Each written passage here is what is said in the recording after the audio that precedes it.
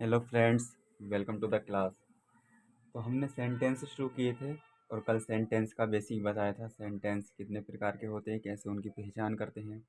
तो आइए आज हम बेसिक से प्रेजेंट से शुरू करते हैं अपने सेंटेंस। तो सबसे पहला जो भाग होता है प्रेजेंट इंडेफिनिट होता है इसका, ठीक है। प्रेजेंट इंडेफिनिट, प्रेजेंट इंडेफिनिट आज हम पढ़ने वाले हैं।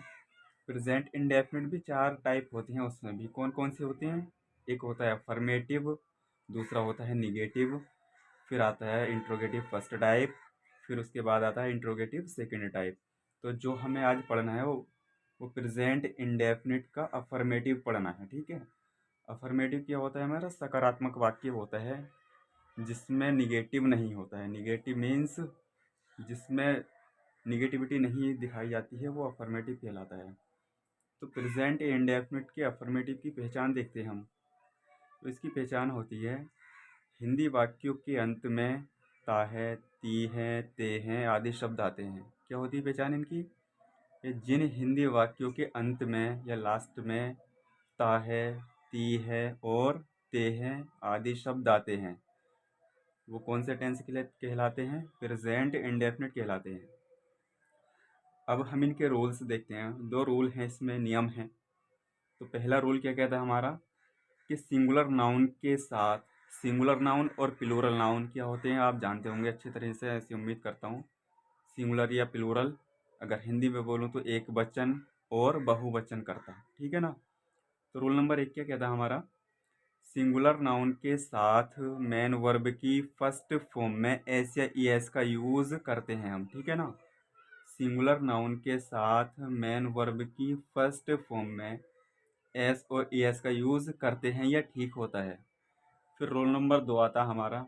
तो रोल नंबर सेकंड कहता है कि प्लूरल नाउन के साथ मेन वर्ब की फर्स्ट फॉर्म में एस या ई एस गलत होता है या नहीं लगाते हैं।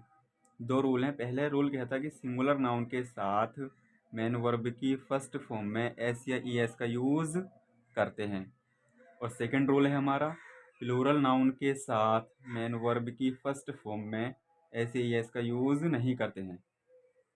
फिर देखिए फ्रेंड्स, हम यहाँ पे फॉर्मूला मैंने लिख दिया है, लेकिन हम क्या करेंगे, इसको बनाना सीखेंगे। अब बनाना कैसे सीखेंगे, हर सेंटेंस में इसी तरीके से फॉर्मूले बनाते रहेंगे।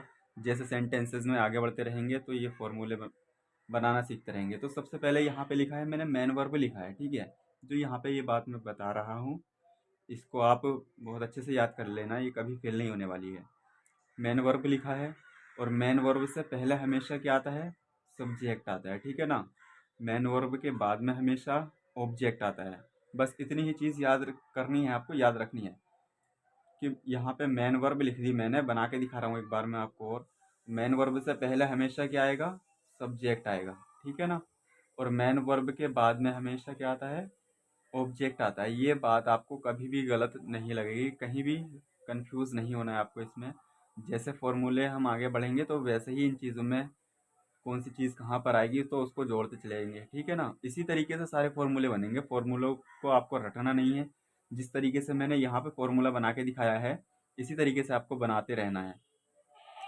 मेन वर्ब से पहले सब्जेक्ट आता है, मेन वर्ब के बाद में हमेशा ऑब्जेक्ट आता है। और ये रूल कह रहे हैं हमारे कि मेन वर्ब की फर्स्ट फॉर्म में एस या ई एस का यूज़ करते हैं, किसके साथ, सिंगुलर नाउन के साथ करते हैं। तो आइए सेंटेंसेस बनाते हैं। अब हम सेंटेंस मैंने बना दी हैं पहले ही, बस आपको समझाना है। तो सेंटेंस बनाने से पहले एक चीज़ और होती है। जैसे ये सेंटेंस लिख रहा है पहला, मोहन स्कूल जाता है। तो सेंटेंसेस बनाने में आसानी तब होती है हमें जब हिंदी में भी सारी चीज़ें हमें पता हों। जैसे इसमें मोहन स्कूल जाता है सेंटेंस है, तो इसमें हमें सब्जेक्ट का भी पता होना चाहिए, ऑब्जेक्ट का भी पता होना चाहिए, मेन वर्ब क्या होती है, हेल्पिंग वर्ब क्या होती है। तो इसमें मैं अभी सिर्फ आपको ऐसे ही बता रहा हूँ नॉर्मल तरीके से। बाकी अगर आप जिससे कमेंट में चाहिए तो मैं इसकी एक अलग से वीडियो अपलोड करूँगा, ये सारी चीज़ें आपकी क्लियर हो जाएंगी। अभी तो सिर्फ ऐसे समझा रहा हूँ एक सेंटेंस में। जैसे मोहन स्कूल जाता है, तो आप सबसे पहले इस सेंटेंस में ये देखिए कि इसमें क्या काम क्या हो रहा है। तो आप कहेंगे कि इसमें स्कूल जाने का काम हो रहा है। स्कूल कोई जाएगा, आप जाएंगे स्कूल या मैं जाऊंगा, तो काम ही तो होगा स्कूल जाने का।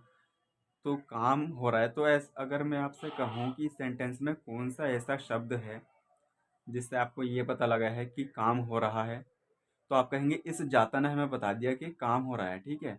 और जो शब्द ये बता देता है कि सेंटेंस में काम हो रहा है वो हमारी मेन वर्ब होती है। क्या होती है वो? मेन वर्ब होती है। मैंने लिख दिया यहाँ पे, ठीक है। अब दूसरी बात यह है, अगर मैं इसी सेंटेंस में आपसे ये पूछूं कि इसमें सेंटेंस में जाने का काम हो रहा है, लेकिन अगर ये पूछने लगूं कि इस सेंटेंस में जाने का काम कौन कर रहा है, तो मोहन कर रहा है जाने का काम या स्कूल कर रहा, तो आप कहेंगे जाने का काम मोहन करता है। और जो भी कोई किसी काम को अगर करता है तो वो क्या होता है? हमारा सब्जेक्ट कहलाता है। सब्जेक्ट या कर्ता वही तो होता है। मान लीजिए अगर आप पढ़ाई कर रहे हैं तो पढ़ना भी तो एक काम है, और कौन कर रहा है पढ़ाई? आप कर रहे हैं। तो आप क्या हो गया? सब्जेक्ट हो गया, ठीक है ना। तो मोहन हो गया हमारा इसमें सब्जेक्ट, और जाता क्या हो गया? Main verb. फिर मोहन जाता है, अब ये क्वेश्चन भी तो निकला, कहाँ जाता है? तो वो कहाँ जाता है? स्कूल जाता है। और जो स्कूल हुआ हमारा जहाँ वो जाता है, तो ये हमारा हो गया ऑब्जेक्ट, ठीक है। अभी सिर्फ इतना ही, बाकी आप कमेंट्स करिए, जिसे अगली वीडियो में चाहिए वो बहुत अच्छे तरीके से बताने की कोशिश करता हूँ। तो अब सेंटेंस देखते हैं हम, सेंटेंस कैसे बनेंगे। तो मोहन स्कूल जाता है, ये सेंटेंस बनाना है हमें, और फॉर्मूला हमारे पास ये है। जो फॉर्मूला हम यहाँ से देखेंगे, जब ये फॉर्मूला हम यहाँ से देखेंगे तो यहाँ से ये तो सेंटेंस शुरू करेंगे। सबसे पहले सब्जेक्ट लिखेंगे, फिर मेन वर्ब लिखेंगे। मेन वर्ब में ये देखेंगे नाउन सिंगुलर है या प्लूरल है, ऐसे इस आएगा या नहीं आएगा। फिर ऑब्जेक्ट लिखेंगे। तो देखते हैं सबसे पहले इसमें हमें क्या ढूंढना है? सब्जेक्ट। मोहन स्कूल जाता है, तो सब्जेक्ट क्या है इसमें? मोहन। क्योंकि इस फॉर्मूले में हमसे सब्जेक्ट बोल रखा है कि सब्जेक्ट लिखेंगे, तो हमने लिख दिया मोहन, ठीक है। फिर इसके बाद में क्या चाहिए हमें? सब्जेक्ट के बाद में मेन वर्ब चाहिए। अब मेन वर्ब हमें इस हिंदी में ढूंढनी है। तो मेन वर्ब कौन सी है इसमें? जाना या जाता। तो जाने के लिए मेन वर्ब क्या होती है? गो, ठीक है ना, गो। ये लिख दिया हमने, गो। तो यहाँ पे गोज कर दिया मैंने, क्योंकि इसमें जो रूल नंबर पहला है साफ साफ कहा गया है कि सिंगुलर नाउन के साथ मेन वर्ब की फर्स्ट फॉर्म में एस या ई एस का यूज करते हैं। तो मोहन कैसा नाउन है? सिंगुलर नाउन है, और सिंगुलर नाउन के साथ मेन वर्ब की फर्स्ट फॉर्म में हमने ई एस जोड़ दिया, ठीक है। एस भी सिंगुलर नाउन के साथ जोड़ेंगे और ई एस भी सिंगुलर नाउन के साथ जोड़ेंगे। फिर कहाँ जाता है? फिर इसमें फॉर्मूले में क्या दे रखा? ऑब्जेक्ट दे रखा। तो ऑब्जेक्ट क्या है हमारे पास? स्कूल। तो हमने यहाँ पे स्कूल लिख दिया, ठीक है।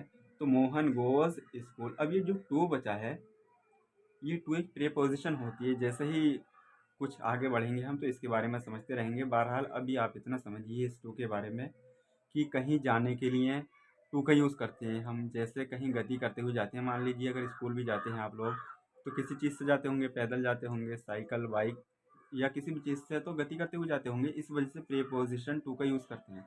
बाकी इस चीज़ को हम बाद में समझाएंगे और तरीके से। अगला सेंटेंस, तुम गाना गाते हो। तो सबसे पहले देखिए हमें सब्जेक्ट चाहिए फॉर्मूले के अनुसार। तो सब्जेक्ट क्या है इसमें? तुम, यू। फिर मेन वर्ब चाहिए, तो मेन वर्ब क्या है इसमें? गाते। तो गाने के लिए क्या होता है? सिंग होती है, सिंग माने गाना होता है। फिर ऑब्जेक्ट चाहिए, तो ऑब्जेक्ट ये है इसमें गाना। तो ए सॉन्ग, ए क्यों लगाया ये भी बाद में समझेंगे हम, क्योंकि आप एक बार में एक ही गाना गा सकते हैं, इस वजह से हम कह सकते हैं कि ए लगाया, ठीक है। अगला सेंटेंस, वह कपड़े धोती है। तो ये सेंटेंस समझते हैं। सबसे पहले देखिए सब्जेक्ट चाहिए, तो सब्जेक्ट क्या है इसमें? वह। तो वह किसके लिए क्या आता है? लड़की की बात चल रही है तो शी।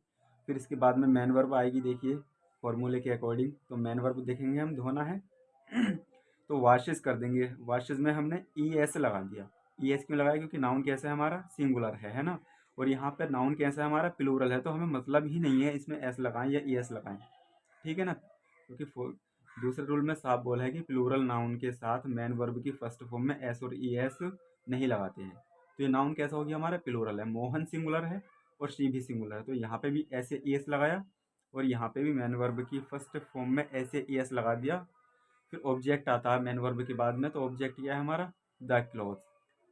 अब यहाँ पे एक चीज़ मैंने नोट करके लिखी है, नोट एस या ई एस का यूज़।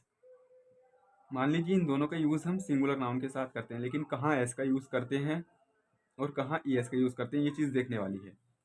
यदि किसी मेन वर्ब का अंतिम लेटर समझ रहे हैं, मतलब अंतिम किसी शब्द का अंतिम अक्षर O, S, S H, C H, X, double S इस लिस्ट में से हो, मतलब इसमें से कोई सा भी हो उस मेन वर्ब का लास्ट वाला लेटर, इनमें से कोई सा भी हो, तो वहाँ पर ई एस का यूज़ करते हैं। बाकी जगह एस का यूज़ करते हैं। जैसे देख लीजिए, हमने पहला सेंटेंस लिखा मोहन गोज़, तो मेन वर्ब क्या है इसमें, गो है ना, गो। देखिए ये गो है। अब गो में जो लास्ट वाला लेटर क्या है इसका, गो का ओ है, तो ये हमें इसी लिस्ट का मिल गया। और जब इस लिस्ट का मिल गया तो हमने ई एस लगा दिया, यही तो कह रखे हैं। इस लिस्ट में से हो तो वहाँ पर ई एस का यूज़ करते हैं। तो देखिए हमने इस लिस्ट का मिल गया तो ई एस का यूज़ कर दिया। ठीक है। अब यहाँ पे ये देखते हैं वाशेज, वाश देखते हैं तो वाश में क्या मिला हमें, एस एच मिल गया। और एस एच इसी लिस्ट का है, और जब एस एच इसी लिस्ट का है तो हम क्या करेंगे, ई एस लगा देंगे। तो आज की इस वीडियो सिर्फ इतना ही, बाकी सपोर्ट कीजिए दोस्तों।